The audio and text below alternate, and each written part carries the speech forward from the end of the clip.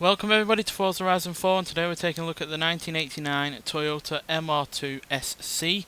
Now this is the first generation version that was produced between 1984 and 1989, with this SC version being the top of the line version of the car, and it was introduced in 1986 and then in 1988 in the US.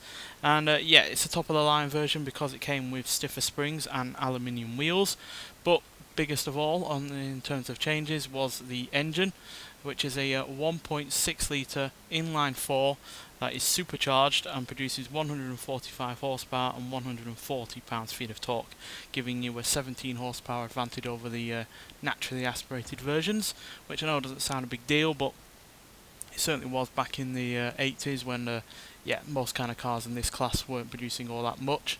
Look at the likes of the Pontiac Fiero or Fiat X19 for instance. Yeah, they weren't producing all that much in the way of horsepower, especially in comparison to this. And yeah, I really do like this car. It's a well, it was dubbed as a mini Ferrari back in the day, and you can kind of see why. It's got the angular shapes, it's got the mid-engine rear-wheel drive layout. This was actually the first mid-engined sports car from Japan, so yeah, bit of a classic in that regards. And yeah, I do love the overall look of the car.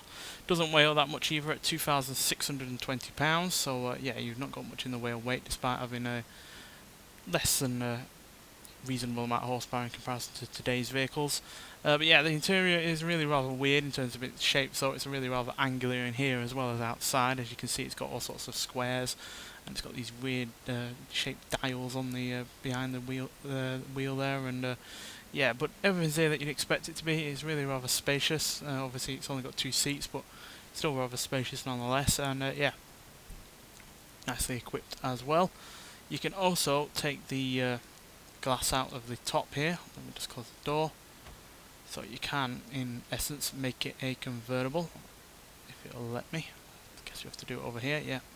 So yeah, you can take both of them out, and yeah, because it's still got the all of the bodywork there still after taking the glass out, it's still a safe car, so you can have the wind in your hair, but being safe in the knowledge that if you rolled over, you wouldn't lose your head like you would in a normal convertible. Practicality wise, it's got a really rather minuscule boot. Yeah, there's not much space in the way there, but luckily if you do take the roof out, you don't have to put the glass in there, because you can put it in the front, because as you can see there's a perfect gap there between the spare wheel and the front bumper there to put the glass down into. So yeah, it's still practical even with the roof out, and yeah, it's going to be a fun car to drive even with the roof out, because it's so little in the way of weight and it's still got a plenty of horsepower on the go. So yeah, nonetheless, let's get out onto the open road and see what this car can do.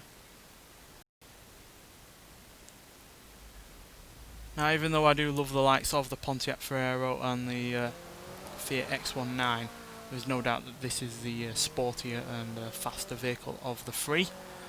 And yeah, it's still a cracking car to drive even by today's standards, because not much in the way of weight, plenty of torque and power on the go.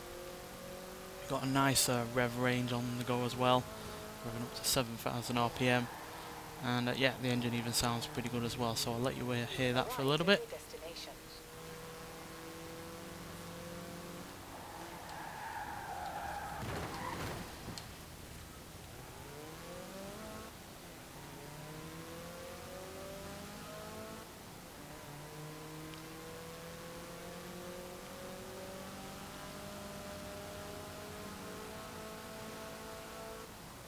So yeah, you can't really hear the supercharger on this because it is quite a low compression one, but yeah, it's still chugging along and providing all of the power that you need.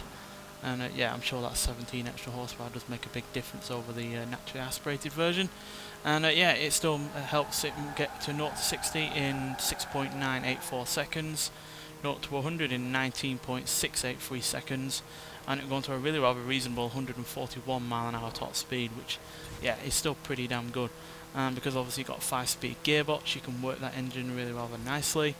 And yeah, it's also well balanced, and because of the lack of weight, it's really not a car that rolls around all that much, while yeah, also helping in terms of braking as well, which obviously being an 80s car, brakes weren't the best back then, but yeah, you've still got plenty of braking power because yeah, it's not being overloaded by an excess of weight. So yeah, a brilliant car overall, really, to be honest. It's obviously not the best in its class. I do quite like the Pontiac Fiero in a lot of ways, but yeah, it's probably better than it, even if it's not quite my absolute favourite mid-engine rear-wheel drive car from this time period.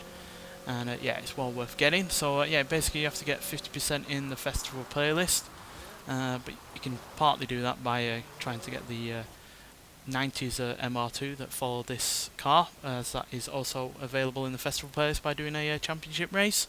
So yeah, do that, 3 races, and you've got that newer MR2, and then you're working your way towards getting this as well. Unfortunately, that MR2 from the 90s isn't reviewable because it's not fully viewable in Forza Vista, which is a bit of a shame, but you will see that in another video at some point. Nonetheless, thanks for watching, and I'll see you in the next one. Bye.